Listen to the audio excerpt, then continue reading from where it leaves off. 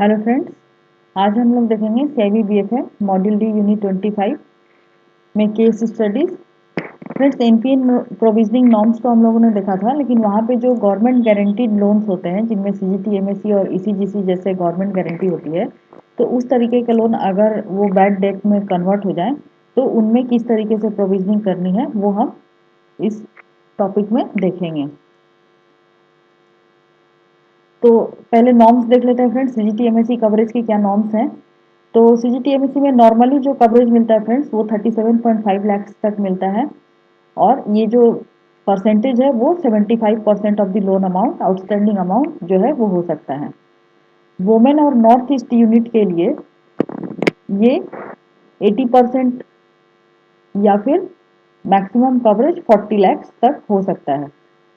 MSME के case में up to 5 lakh जो है 85% मैक्सिमम कवरेज मिलेगा, 4.25 लाख, और greater than 5 lakh to 50 lakh तक 75% ऑफ आउटस्टैंडिंग अमाउंट और मैक्सिमम कवरेज 37.50 लाख, और मोर देन 50 लाख से 200 लाख यानी 2 करोड़ तक 75% ऑफ आउटस्टैंडिंग अमाउंट या मैक्सिमम कवरेज 150 लाख तक हो सकता है। तो इसके ऊपर केस स्टडीज देखते हैं फ्रेंड। ये हमारा केस स्टडी नंबर 1 है।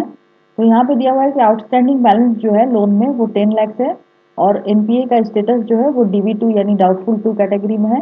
रिजर्व वैल्यू ऑफ सिक्योरिटी जो है 150 लाख है, और अनरियलाइज्ड बैलेंस जो है 8,50,000 है। तो इसके ऊपर कितना प्रोविजनिंग जो है वो हमें करना पड़ेगा।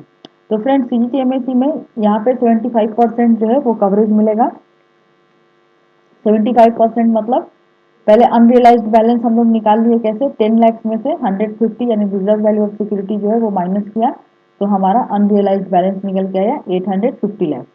अब सीजीटीएमएसी जो है इस 850 लाख के ऊपर हम लोग 75% लेंगे, तो इसका 6.38 लाख होगा। उसके बाद अनसिक्योर्ड बैलेंस हमारा बच गया 850 में से 638 लाख हम लोग माइनस करेंगे, तो 2.12 लाख। इसके ऊपर हम लोग 100% का जो है वो प्रोविजनिंग लेंगे। फिर ये जो हमारा 150 था फ्रेंड्स, ये 150 चूंकि ये DB2 में है, तो मैंने आपको प्रोविजनिंग नॉर्म्स में बताया था कि अगर DB2 कैटेगरी में है तो सिक्योर्ड के ऊपर हम लोग 40% लेते हैं, और अनसिक्योर्ड के ऊपर 100% लेते हैं।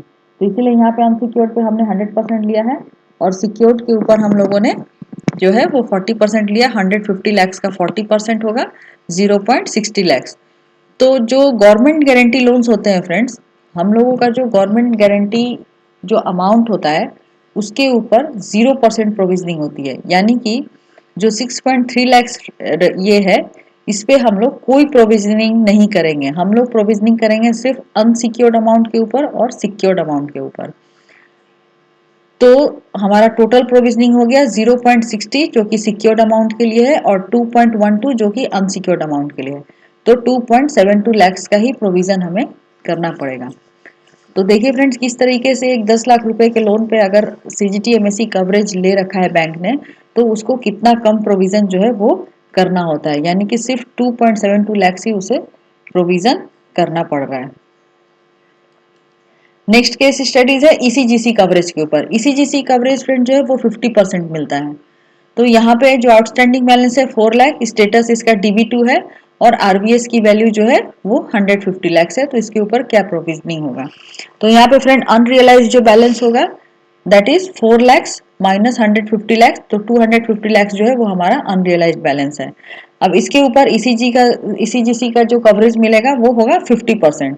तो 250 का 50% हो गया 1.25 लैक्स, और अनसिक्योर्ड पोर्शन 1.25 लैक्स हो गया। 250 माइनस 1.25 इक्वल टू 1.25, तो इसके ऊपर 100% प्रोविजनिंग लेंगे तो वो भी हो जाएगा 1.25 लैक्स। अब ये जो सिक्योर्ड वैल्यू था यहाँ पे फ्रेंड्स, इसके ऊपर हम लोग 40% लेंगे, क्योंकि ये डाउटफुल कैटेगरी में है, और डाउटफुल कैटेगरी में सिक्योर्ड पर्सन के लिए हम लोग जो है 40% लेते हैं। तो 1.50 का 40% हो गया 0.60 लैक्स। तो यहाँ पे टोटल प्रोविजन होगा सिक्योर्ड के ऊपर 0.60, अनसिक्योर्ड के ऊपर 1.25 लैक्स, और जो गवर्नमेंट गारंटी है उसके ऊपर 0%। तो टोटल प्रोविजन होगा 1.85 लैक्स। नेक्स्ट केस स्टडी है a claim of rupees 60 lakhs has been settled by ECGC in favour of a bank against default of rupees 80 lakhs. Subsequently, the bank realizes rupees 20 lakhs with the collaterals available to the loan. What is the loss suffered by the bank on this loan?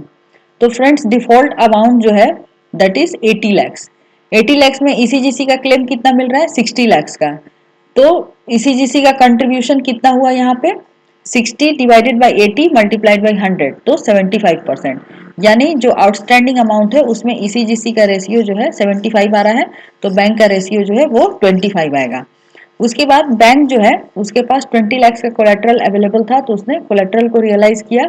तो default amount जो है 80 lakhs minus 20 lakhs equal to 60 lakhs बचता है। अब 60 लैक्स में ECGC का contribution 75% है, तो 60 का हम लोग 75% लेंगे तो आएगा रुपीज 45 लैक्स। अब ईसीजीसी जो है वो 45 लैक्स का कॉस्ट बेयर करेगी, इसलिए बैंकों को जो लॉस होगा वो total 60 lakhs minus 45 equal to 40 lakhs जो है वो बैंक को लॉस बेयर करना पड़ेगा। तो फ्रेंड्स इसी के साथ हमारा ईसीजीसी और सीजीटीएमएससी कवरेज के ऊपर प्रोविजनिंग नॉर्म्स का ये जो टॉपिक है यही खत्म होता है। तो आपको अगर हमारा चैनल अच्छा लग रहा है तो आप हमारे चैनल को लाइक करिए, शेयर करिए, सब्सक्राइब करिए। नेक्स्ट वीडियो में हम लोग नेक्स्ट टॉपिक के साथ मिलेंगे, तो तब तक के लिए keep watching our channel and thank you for watching this video.